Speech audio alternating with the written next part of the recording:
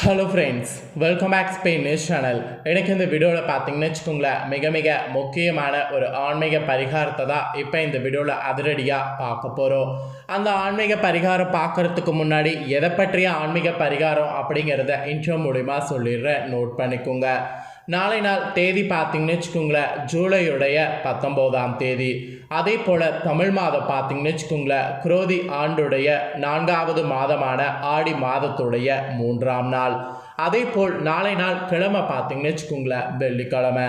So நாளை நாள் வரக்கூடிய வெள்ளிக்கிழமை ஆடி மாதத்தில் வரக்கூடிய வெள்ளிக்கிழமை. ஸோ அனைவருக்குமே கிளிக் ஆகிருக்கும். ஆமாங்க, நாளை நாள் ஆடியுடைய முதல் வெள்ளிக்கிழமை தான் வருது. மற்ற மாதங்களில் வரக்கூடிய வெள்ளிக்கிழமை காட்டிலும் ஆடி மாதத்தில் வரக்கூடிய வெள்ளிக்கிழமைக்கு தனி சிறப்பு இருக்குது. ஆடி வெள்ளினாவே ரொம்ப சிறப்பானதாக கருதப்படும். பொதுவாகவே ஆடி மாதம் ஒரு தெய்வீகமான மாதமாக கருதப்படும். ஆடி மாதத்தில் சூரியன் தாட்சாணிய காலத்தில் பயணம் செய்வார். சூரியனிடமிருந்து வரக்கூடிய ஒளிக்கதிர்கள் விவசாயத்திற்கு அதிகமாக உதவும். சூரியனிடமிருந்து ஒரு அதிகமான சக்தியானது இந்த ஆடி மாதம் வெளிப்படும். இதனாலேயே இந்த ஆடி மாதம் ஒரு தெய்வீகமான மாதமாக கருதப்படுது. ஆடி மாதத்தில் வீசக்கூடிய காற்று அம்மியே நகர்ற அளவுக்கு இருக்குமா.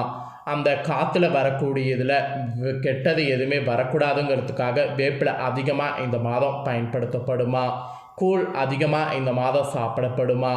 ஆடி மாதம் பிறந்ததுலேருந்து ஆடி மாதம் முடிகிற வரைக்கும் நிறைய சிறப்பான நாட்கள் வரும். ஆடியில் வரக்கூடிய வெள்ளி, செவ்வாய், ஞாயிறு, ஆடியில் வரக்கூடிய பூர நட்சத்திரம், ஆடியில் வரக்கூடிய பௌர்ணமி, அமாவாசை, இதெல்லாம் ரொம்ப ரொம்ப சிறப்பான நாட்களாக கருதப்படுது. ஆடியே ஒரு சிறப்பு என்று முழுமையாக பார்த்தீங்கன்னு வச்சுக்கோங்களேன், இது வரைக்கும் நிரூபிக்கப்பட்டிருக்கு.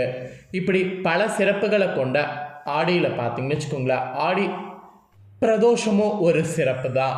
ஆடி பிரதோஷம் இந்த டைம் ஆடி வெள்ளியோடு சேர்ந்து வருது. ஆடியோடைய முதல் வெள்ளி ஆடி பிரதோஷம். அப்போ இந்த ஆடி பிரதோஷம் ரொம்ப சக்தி வாய்ந்த பிரதோஷமாக கருதப்படுது. இந்த சக்தி வாய்ந்த பிரதோஷத்தில் கடன் எனக்கூடிய தீராத துன்பத்தில் கடலில் மூழ்கி தக்கிருக்கிற மாதிரி இருக்கிறவங்களுக்கு இந்த ஒரு பிரதோஷத்தன்று இதை தவறாமல் செய்தீங்கன்னா நிச்சயம் உங்கள் கடன் அடைந்து தீரும்.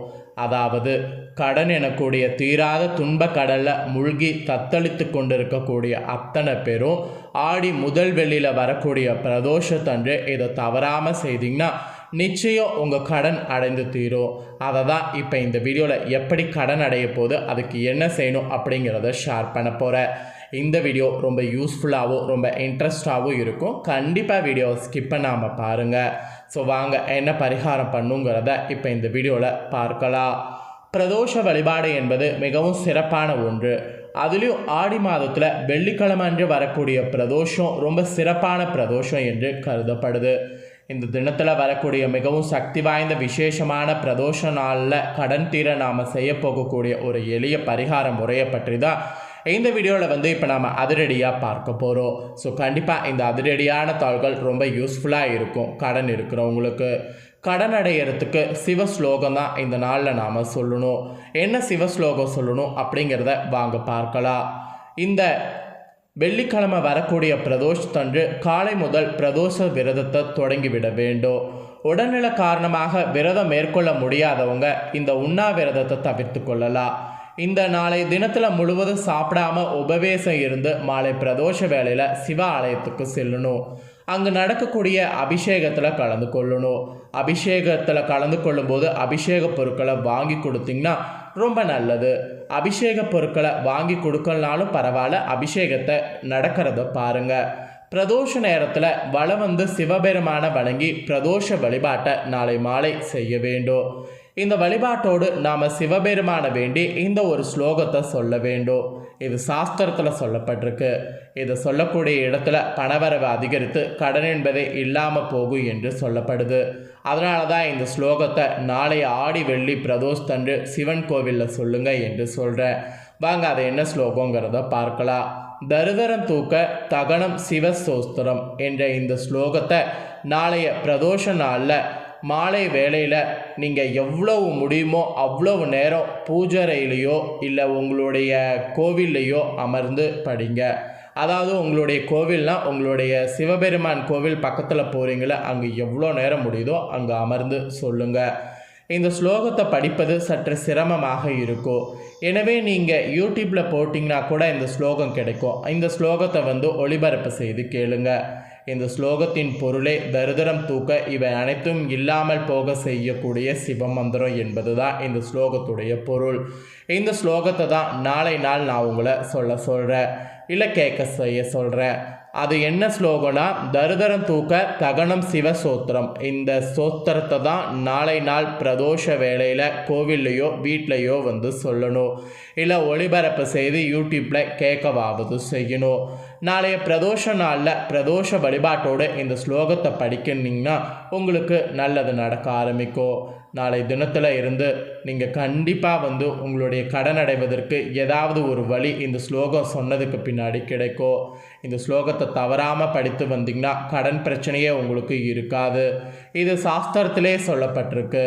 மேலும் எத்தனை கோடி கடனில் இருந்தாலும் அத்தனை கடனும் அடைவதற்கான வழியை சிவபெருமான் ஏதாவது ஒரு சுயரூபத்தில் காட்டுவார். நம்ம வாழ்க்கையில் நடக்கக்கூடிய நல்லது கெட்டதுகள் எல்லாத்துக்குமே பார்த்திங்கன்னு வச்சுக்கோங்களேன், காரணம் நவக்கிரகங்கள் தான். அந்த நவக்கிரகங்களையே ஆட்டி படைக்கக்கூடிய சக்தி சிவபெருமான் கிட்ட இருக்குது. நவக்கிரகங்களால் தான் நம்ம வாழ்க்கையில் கடன் அப்படிங்கிறதே ஏற்படும். அந்த கடனை அடைப்பதற்கு ஏதாவது ஒரு வழியை சிவபெருமான் காட்டுவார். நம்பிக்கை இருக்கிறவங்க இந்த ஸ்லோகத்தை நாளை நாள் சொல்ல மறக்காதீங்க. கடனடைய நாம் மேற்கொள்ளக்கூடிய பரிகாரங்களில் சிலவற்றில் நமக்கான பலன்கள் சற்று தாமதமாக கிடைக்கும். அதற்கு காரணம் கர்ம வினைகள் என்று சொல்லப்படுது. நம்ம கர்ம வினைகள் குறைய தான் பரிகாரத்தின் பலனும் நமக்கு முழுமையாக கிடைக்கும். அதனால் இந்த ஸ்லோகத்தை படிக்கும்போது நீங்கள் எப்பேற்பட்ட கர்ம வினை தாக்கத்தில் இருந்தாலும் கூட இதற்கான பலன் உங்களுக்கு உடனே கிடைக்கும் என்று சொல்லப்படுது. அந்த நம்பிக்கையோடு இந்த ஸ்லோகத்தை நாளை நாள் சொல்ல மறக்காதீங்க. கடன் எனக்கூடிய கடலில் சிக்கி தவிப்பவர்கள் சிவபெருமானை சரணடைந்து இந்த ஸ்லோகத்தை அவரை நினைத்து மனமாற சொல்லி உங்கள் கடன் அடைய வேண்டும் என்று வேண்டுங்க. உங்கள் கடன் அடைய எந்த ஒரு முயற்சி நீங்கள் தொடங்கினாலும் நிச்சயம் அதற்கான பலனை இனி வரக்கூடிய நாட்கள் அடைய முடியும். அது மட்டுமின்றி கடன் அடைவதற்கான வாய்ப்பு உங்களை தானாகவே தேடி வரும். இது ஒரு நம்பிக்கையாகவே சொல்லப்பட்டிருக்கு. நம்பிக்கையோடு இந்த ஸ்லோகத்தை படித்து சிவபெருமானுடைய அருளாசியோடு கடனில்லாத நிம்மதியான வாழ்க்கை வாழ பாருங்க. நம்பிக்கை இல்லாமல் நீங்கள் பண்ணிங்கன்னா கண்டிப்பாக பரிகாரம் பலிக்காது. நம்பிக்கை ரொம்ப முக்கியம், நம்பிக்கை ரொம்ப அவசியம். நம்பிக்கை இல்லைன்னு வச்சுக்கோங்களேன், ஒன்றும் வேலையாகாது. நம்பிக்கையோடு இருக்க பாருங்கள். அதாவது நம்பிக்கையோடு இந்த பரிகாரத்தை செய்துடுங்க. அதே போல் நாளை நாள் ஆடியுடைய முதல் வெள்ளி அப்படிங்கிறதுனால சிவபெருமானோடு சேர்த்து பார்வதி தேவியும் நாளை நாள் வணங்க வேண்டும். ஏன்னா அம்பாளுக்கு உகந்த மாதம், அம்பாளுடைய சக்தி அதிகம் நிறைந்திருக்கக்கூடிய மாதம்னா அது ஆடி மாதம். சிவனுக்கும் சக்தி இருக்கும், சிவனுடைய சக்தியை விட அம்பாளுடைய சக்தி அதிகமாக இருக்கக்கூடிய மாதம் ஆடி மாதம். சிவபெருமானே அம்பாளுக்கு அதிக சக்தி இருக்கணும் அப்படிங்கிற மாதிரி ஆசீர்வதித்த மாதம் இந்த மாதம். அதனால் அம்பாளை நாளை நாள் வழிபாடு செய்யறதுக்கு மறக்கக்கூடாது. திருமணமான பெண்கள், திருமணம் ஆகாத பெண்கள், ஆண்கள் யாராக இருந்தாலும் நாளை நாள் கோவிலுக்கு நீங்கள் சிவபெருமானை வணங்கின உடனே பார்வதி தேவிக்கு அழகாக ஒரு நெய்விளக்கை வாங்கி போட்டுருணும். நெய்விளக்கு சுத்தமானதாக இருக்கணும். நெய்விளக்கோடு கூடவே குங்கும அர்ச்சனை செய்யணும். ஓம் பார்வதி தேவியே போற்றி அப்படிங்கிற இந்த திருநாமத்தை 51 முறையோ 108 முறையோ உங்களுக்கு எத்தனை முறை சொல்ல முடியுமோ அத்தனை முறை சொல்லி குங்கும அர்ச்சனை செய்யணும்.